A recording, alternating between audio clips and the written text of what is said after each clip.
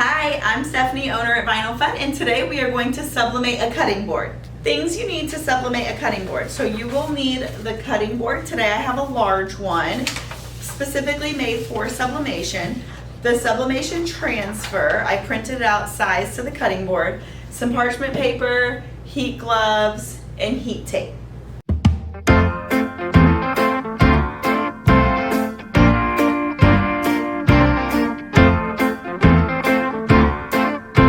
When printing out your transfers for the sublimation cutting board, you don't want to mirror it. So all of my software already mirrors my graphics. So what I do, instead of messing with all the settings, I actually just mirror it myself. So then when it goes to print it, it'll re-mirror it and it'll just read regular reading format, and that's how you want it to come out.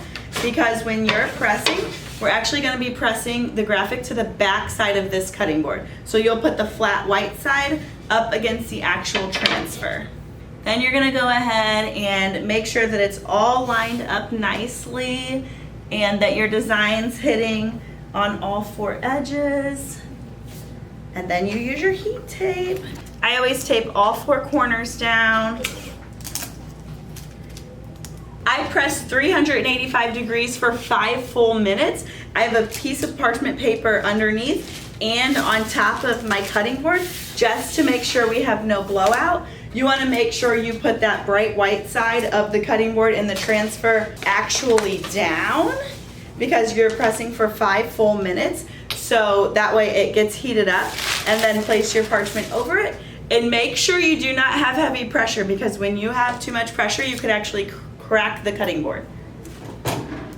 All right, it's been pressing for 5 minutes, and you have to be very careful. It is extremely hot.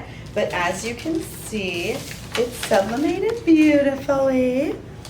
And I'm gonna go ahead and take it all off. And there she is. I would usually give her about 5 or 10 minutes to cool down, and then you can add the little feet. But that's it, sublimating a cutting board.